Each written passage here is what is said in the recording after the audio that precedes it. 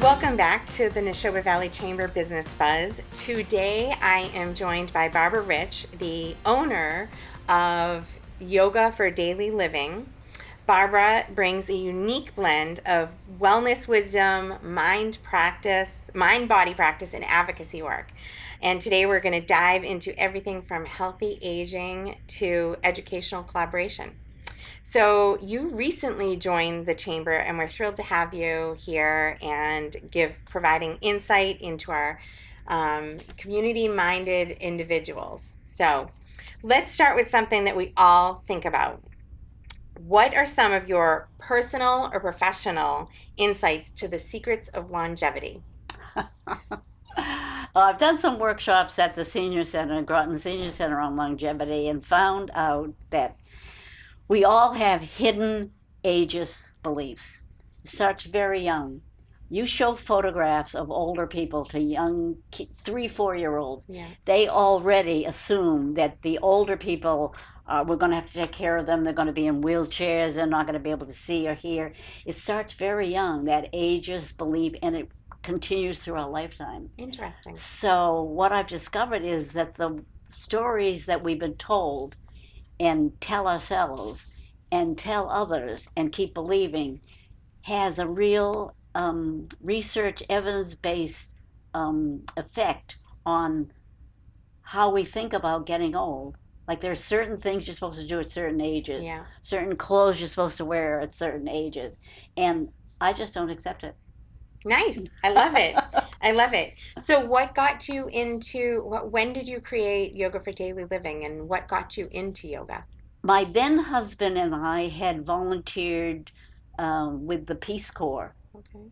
and we had 4 children, 2 years apart. They were like 1, 3, 5, and 7, and we volunteered to join the Peace Corps, and we went to the Philippines, and we lived for 3 years, and I had help in the house for the first time ever with 4 children. Wow. And when we came back, the transition back was enormous. The transition going to the foreign country, we got help from the government, but coming back, we're all on our own. And I think that I got a little depressed. And I started taking yoga classes at Needham High School. Okay. And after a while, I said to myself, I think maybe I could teach this. So I went to Kripalu and got certified as a yoga teacher, and I've been doing it ever since. It's part of how I maintain my health, my optimism. Not all the time. Nothing happens all the time. It's really part of my daily life. So I don't sit very long. Okay. Like sitting is the new smoking. Probably sitting here together is going to be the longest I'm going to sit today. Really? And I say to a lot of people, and I think I bore them, get up out of the chair. Just get up and move. Because sitting on what we're sitting on, after a while, says, oh, you're not paying much attention to me. I think I'm going to kind of curve over or get numb. So it's part of yoga. Okay. Yoga means to unite, mostly connecting now with the difference between being in the present or being in the past, about which we can do nothing, or speculating about the future about which we know nothing, even though we think we do. So that's all part of yoga practice. Okay. All right. Yeah, my phone, one of my phone apps is always telling me, get up. You've been sitting at the desk for too long. What a smart app, Melissa. Yeah. Really. Yep. I don't always listen to it, though. No. But sometimes, you're knee deep in the middle of a project, but Exactly. yeah. Very wise. You mentioned to me that you might be one of the oldest yoga teachers. Well, I think that I am, but when you Google the oldest yoga teacher, the name of, I can't remember her name, she was famous. I think she lived to be 102, but I can't verify who is the oldest teacher in locally, or Massachusetts or New England. So We're going to go with it. You've heard it here first. Neshoba Valley Chamber endorses that Barbara is the oldest teacher of yoga in Neshoba Valley. we could say that, and Let's do it. See if anybody can. Who's going to challenge us? Challenges it? Okay. Right. Excellent. That's a good It question keeps to put out there. it keeps you young though. Well, I turned 91 last winter, and it really, it's just pages on the calendar. Mm, We could make it a big deal, but actually, Melissa, I don't get why it's such a big deal. mm-hmm. Is it because statistically people don't live past 90? I don't get it. Yeah. It's one of the things that I just don't get. One of the Mm-hmm. many things I don't understand. Yeah. So where do you teach yoga? I have a yoga studio on the second floor of my garage Okay. at my house. Yeah. In Groton. In Groton, on Mill Okay. Street in Groton. Okay. I feel very fortunate. Um, for instance, my daughters, I have 4 children, they're all in their 60s. Yeah. So my daughters have given me the gift of not saying, Mom, you ought to downsize. So I think of the people who go into a condo association, Yeah. but I have a yoga studio. So as long as I'm teaching yoga, Yeah. moving from where I am doesn't make any sense. Right. And I'm very lucky that it doesn't make any sense to my daughters either. Nice. Now are your daughters local? One is in Greenfield, Okay. Julie, she's 60, and one is in Jamaica Plain. Okay. She's Tracy, she's going to be 68, which is an astonishment to me. Wow. I went out for a loaf of bread and I came back. One of my daughters is going to be 68.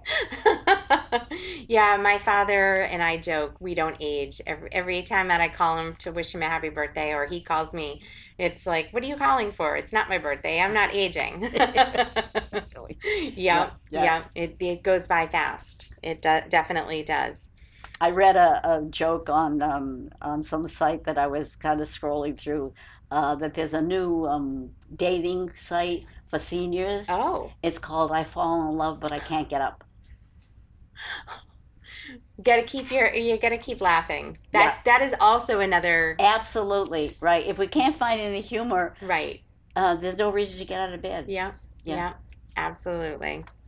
So, in addition to your wellness work, you support families by navigating the world of special education. Tell us about how that work intersects with your values. Well, a long time ago, I fell in love with the concept of learning disability because my 4 children, it's as though they fell out of bed one day and they all knew how to read, write, decode, comprehend. And I got a part-time job in a reading lab where the kids who were coming into that reading lab to get special help mixed up B's and D's, sixes and nines, Yeah. P's and Q's. And I asked the reading teacher, what is that? She said, it's a learning disability. And it was astonishing to me and invigorating. And I went to Boston College, got my degree in special education. So I've been doing it ever since. At one point, I got a job as a special education director on Nantucket, where I had friends. Nice. So being 25 miles out to sea, you really learn a lot about providing special education support because the island is fogged in a quarter of the time. Yeah. The ferry doesn't run all the time, so you Yeah. got to be a little bit creative. So there were lots of reasons why I had to leave the island, but a little piece of my life and heart is still on Nantucket. Yeah. Got a job as a special, special education director in Tingsboro. Okay. Got to be kind of good friends with the superintendent of schools. We would have coffee together and talk about the system. So the special ed budget at that time was something like a quarter of it was a lot of money. Mm-hmm. Sometimes teachers would come to me and they would say, Barb, could you come to our meeting because Mrs. So-and-so is bringing her advocate. And I remember saying, what is an advocate? And I was curious, so I went and I found out. And then after about 9 or 10 years, it occurred to me that I might be more helpful collaborating with school systems and families and students who learn differently by being an advocate in a larger area than just one school system. So I decided to leave Tingsboro and become self-employed. And I remember David, the superintendent of schools, says, "What if it doesn't work, Barb?" I said, "I'm going to make it work." That's a So great I've been attitude. doing it ever since. That's So a great attitude. it I learn some. The main thing is, Melissa, I learn something all the time Mm-hmm. from the school system, from the families, from the kids who learn differently. Um, it it educates me. Yeah, So it's not just what I'm problem solving, but it's what I get. I love it. Well, thank you. Thanks for sharing that. And so, if somebody is interested in learning more about yoga, how do they get a hold of you and come to one of your classes?